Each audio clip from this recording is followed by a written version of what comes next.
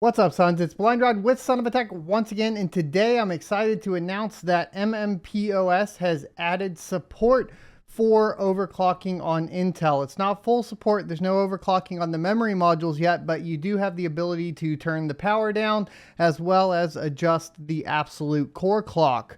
So today what I'm going to do is show you guys how to get started with MMPOS, how to install it on your mining rig, and how to basically add the Intel GPUs into it. Let's get going right after a word from today's sponsor. Today's sponsor is myself. I recently launched a crypto mining e-course at sonofatech.com, and it includes 9 steps to cover when you decide to start your crypto mining journey. This is specifically pertaining to 2023 crypto mining profits and taking advantage of the down market to achieve skyrocketing growth as we move into the next halving of Bitcoin. You'll learn buying mining equipment in a bear market, using outside investment to speculative mine, begin mining once profit is established, sell mine crypto to pay for electricity, hold and prep for the bull run, sell at the top of the bull market, sell mining equipment at the top of the bull market, and begin investing in land and power so that you can bring in outside investors to utilize excess resources. Thanks everybody for your support, and I hope you enjoy the course. Let me know what you think of it in the comment section below.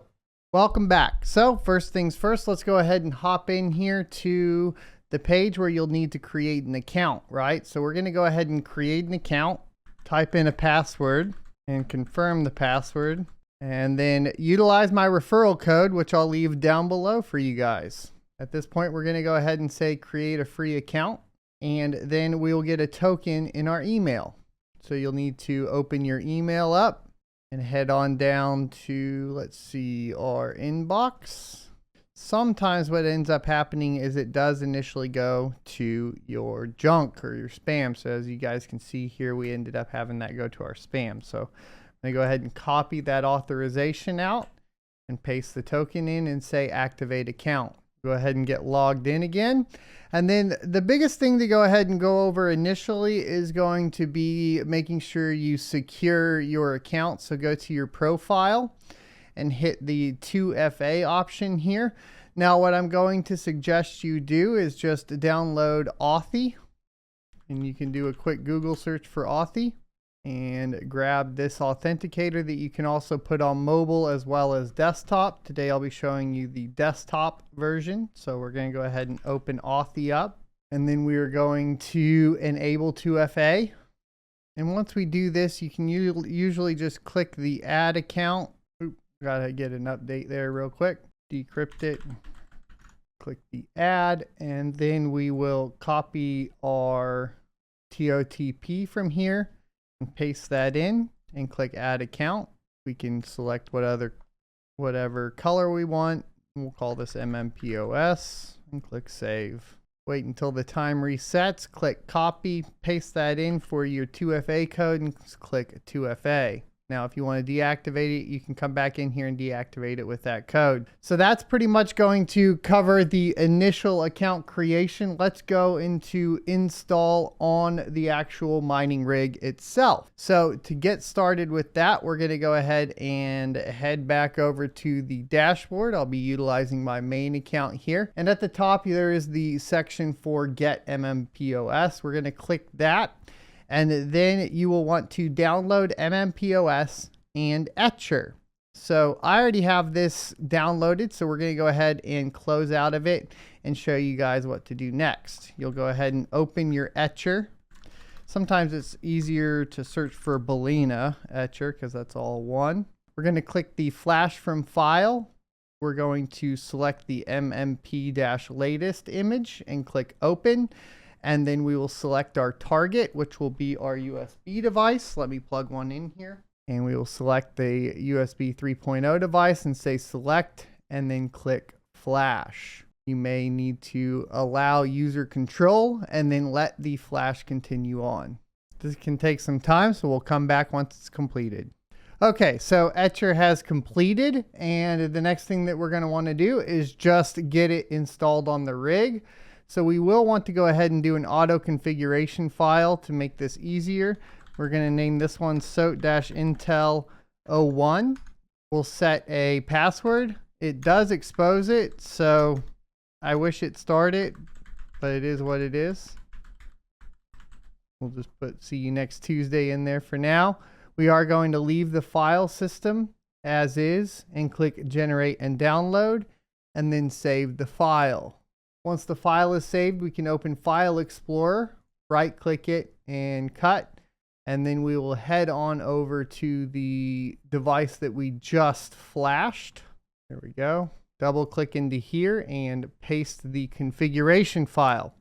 If you are utilizing Wi-Fi, it works quite well with Wi-Fi as well. You'll go back to config and you'll go to the net config. You'll click Wi-Fi, type in your SSID and your password and generate that, and also place that within the same folder. Once you've generated one, you can always just continue to utilize the same net config if you do wish and just paste that into here. In this particular case, we're hardwired, so we don't have to worry about that. At this point, we can go ahead and take the drive and plug it into our rig and get it booted up. Once you've booted it up, it should show up within management and rigs. And as you can see here, we have our SOT Intel. It is not showing all of our Intel GPUs. So there's another step that we need to perform here. And that's going to be going into our remote console by clicking up here at the top right. Sometimes it takes a little bit of time. Hopefully it'll go soon. There we go. You'll log in with the username miner and then the password you set in the config. And then at this point, you will need to run this command. It's going to be mmp space intel -install and enter. This process will install the Intel drivers. While they are already installed, it basically just installs it for that. It's going to ask you what options. There's the default, beta, and latest. In this particular case, we're going to go with 3 for latest and press enter. Let the install complete and it will reboot, and then you should see the drivers. We'll be back in just a second. Once the rig has been rebooted, you will notice that you will have all of your A750s in the actual dashboard, which is awesome. So the only step here left to do is to create a flight sheet for it. Now, due to the nature of Intel mining right now, that is going to be meaning selecting specific pools, wallets, and so on, and miners. Right now we have one built for SRB miner, but what we will also do is create one for Ergo real quick. So for Ergo, we're just going to create one, call it Ergo. We'll have to utilize the SRB miner for support. For Intel, we'll run the latest. And then it's going to make us add the pool manually because it doesn't have any pools up for this. So if we want to add a pool, we can just do 2 miners, for example. Go to the 2 miners pool, head on over to Ergo, do the quick start. It'll give us the pool. We'll copy this out, go back to MMPOS, put the host name in there, copy the port out, and post it down here, and then say create pool.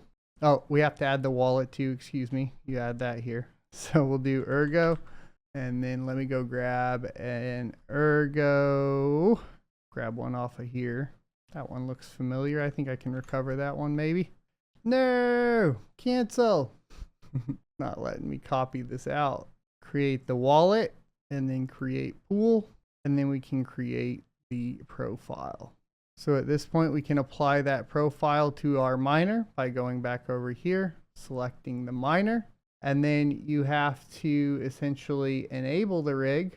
You can uncheck that because it does disable it when it gets new GPUs. We'll select our Ergo profile and click select, and then to re-enable the miner after we selected a profile, there's this little enable option.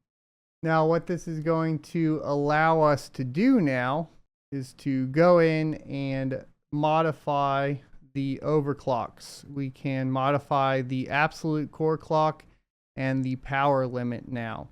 So for Ergo, for example, we know that in Windows, limiting to 140 watts was giving us a much better power consumption. However, there is obviously the option to now do the absolute core clock, which we can play around with as well on Ergo. But there's quite a few different things here that we can play with, and I'm super excited to share it with you guys. So there you go. I have my Intel rigs and Intel GPUs now running on MMPOS, and we have overclocking capabilities. Still waiting on the memory overclocking capabilities. Hopefully that comes soon. There's also no voltage settings or anything like that, but it can read the voltage, which is really nice. I'm excited to see how this plays out later on down the line as Intel gets more support, and we'll just have to stay tuned. Thanks for watching. Hit the like, comment, subscribe down below, and I'll see you next Tuesday.